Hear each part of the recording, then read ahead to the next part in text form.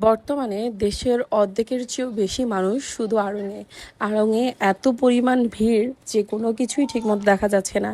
কি কিনবো কি কিনবো না এটা নিয়ে বারবার কনফিউজড হয়েও আড়ংয়ে বারবারই যেতে হয়, কারণ সবচেয়ে পছন্দের জামা কাপড় আড়ং থেকেই পাওয়া যায়। আর বাচ্চাদের জন্য আমার কাছে যদি ড্রেসের ব্যাপারে বলতে চান, সবচেয়েতে আমার কাছে ভালো লাগে হচ্ছে আড়ং। তাই বারবারই আড়ংয়ে ছুটে যাওয়া, আড়ংয়ে গিয়ে বিভিন্ন জিনিস দেখছি। এবার আড়ংয়ের ব্যাগের কালেকশনও একটু ডিফারেন্ট ছিল, আমার কাছে খুবই ভালো লেগেছে।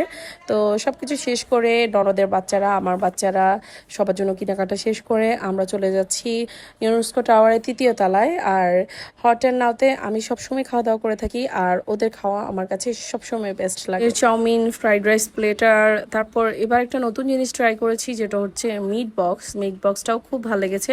আর সব সময় গেলে খুব দ্রুত সার্ভিস পাই, যেটার জন্য রাসেল ভাইকে অনেক অনেক ধন্যবাদ।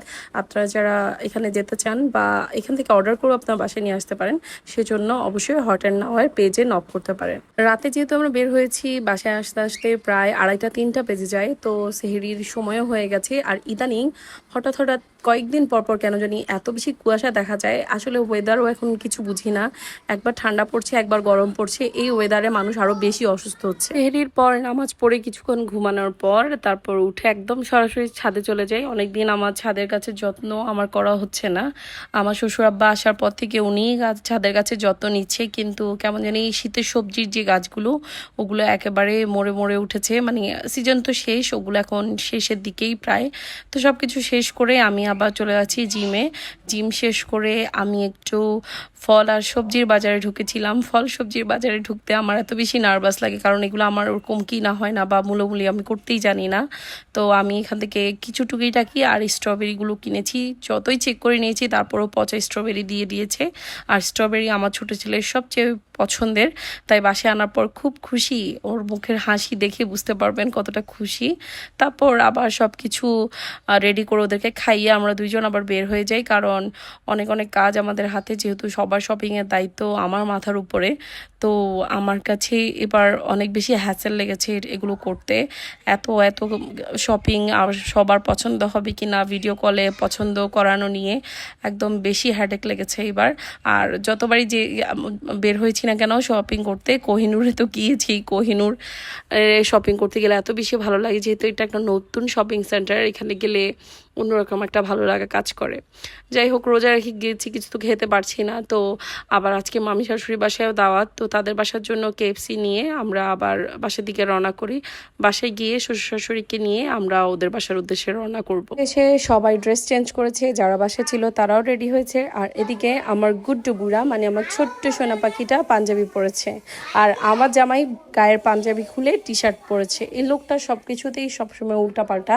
যাই হোক, কি আর করবো, 12টা বছর পার করে ফেলেছি, সামনে আরও পার করতে হবে ইনশাআল্লাহ তাআলা একসাথে। শাশুড়ি বাসায় পৌঁছে দেখতে পাই মামি অনেক অনেক রকমের ইফতারি বানিয়েছে, বিশেষ করে এই বিরিয়ানিটা। বিরিয়ানি দেখে এত বেশি লোভ লাগছে, আসলে কি রেখে কি খাবো। ইফতারের আগ মুহূর্তে এত বেশি খিদে লেগে যায় যে কোনটা স্কিপ করব আর কোনটা খাবো। সত্যি কথা বলতে সব কিছুই খেতে ইচ্ছা করে, কিন্তু যখনই পানিটা খাই বা শরবতটা খাওয়া হয় এরপর আর কিছুই খাওয়া যায় না। যাই হোক, আমরা ইফতার শেষ করলাম। এদিকে সব পুরুষরা আর বাচ্চা ছেলেরা একসাথে নামাজ পড়ছে, আর অন্যদিকে আমরা সব মহিলারা একসাথে নামাজ পড়া শেষ করে মামি অনেক মজার একটা ফ্রুট কাস্টার্ড বানিয়েছিল, যেটা বসে বসে পরে খাচ্ছিলাম। বাট আমি এত বেশি ফুল হয়ে যাই, সত্যি কাস্টার্ডটা খেতে আমার একদম জান বের হয়ে যাচ্ছিল। এরপর মামি সবার জন্য গিফট নিয়ে আসছে, আমাদের বাচ্চাদের জন্য, তো আম্মার জন্য, আমার বাচ্চাদের জন্য, মিথির বাচ্চার জন্য। তো আমরা সব গিফট এভাবে খুলে খুলে দেখছিলাম। আমিও আমার মামির ছেলেদের জন্য গিফট নিয়ে গিয়েছিলাম। তো সবগুলো আসলে ঈদের আনন্দ এসবেই। সত্যি কথা বলতে এই যে টুকিটাকি যে যেমনই গিফট দেখ না কেন, এগুলোই একটা আনন্দ। এসব আনন্দ এখন বিলুপ্তির দিকে প্রায়, কেউ কারো খোঁজখবরই নেয় না। থাক ভালো, কেউ কাউকে ভালো জামা কাপড় দিবে। যাই হোক, আমার মামির গিফটগুলো সত্যি খুব পছন্দ হয়েছিল। মামির এই পাঞ্জাবিগুলো আমার ছেলেদের জন্য আমার খুব পছন্দ হয়েছে। ওদেরকে ঈদে আমি এই পাঞ্জাবিগুলোই পরাবো, আমি ঠিক করেছি। এত আহামরি জামা কাপড় কিনে নষ্ট না করে কয়েকটা দিয়ে ঈদ কাটিয়ে ফেলা অনেক বেটার। আর এটা হচ্ছে আমার শাশুড়িকে আমার মামির শাশুড়ি গিফট করেছে। আর এবার আড়ং থেকে আমরা পিৎজার যে টোকেনগুলো ওগুলো পেয়েছি, কিন্তু পিৎজাটা লাস্টলি আমরা খেতে পারি। এরপর সবাই মিলে বসে মজা করে চা খেয়েছিলাম আর একটু বাইরে হাঁটতে বের হয়েছি। মামির বাসার এদিকে হাঁটতে খুব ভালো লাগে, চারপাশে পাহাড় আর পাহাড়, এবং হেঁটে এসে যে কাণ্ড মামি ঘটালো, আমি প্রথমে ভাবিনি মামি রান্নাবান্না করেছে, পরে এসে দেখি মামি তো দুনিয়ার রান্নাবান্না করে অস্থির। এত এত জিনিস একেবারে খাওয়া যায় না, সবাই একদম ইফতার করে ক্লান্ত। তবু আম্মা যেহেতু ডায়াবেটিসের রোগী, আম্মা একটু করে খেতে বসার পর সবাই একটু একটু করে খেয়েছিল। আর বাদবাকি খাবার আমরা একেবারে প্যাক করে নিয়ে এসেছি যাতে আমরা সেহরিতে খেতে পারি। তো থ্যাংক ইউ সো মাচ মামি, এত এত আয়োজন করার জন্য। রোজার মাসে সবাই এত এত আয়োজন করছে, এত এত কষ্ট করছে আমাদের জন্য। সবাইকে একসাথে ধন্যবাদ, একসাথে সবাইকে ধন্যবাদ। আজকের ভিডিও এতটুকুই। সবাই ভালো থাকবেন, দোয়া করবেন। কে কোথায় দাওয়াত খাচ্ছেন অবশ্যই কমেন্টস বক্সে জানাবেন। আর ঈদ কে কোথায় করতে যাচ্ছেন জানাবেন প্লিজ। আসসালামু আলাইকুম।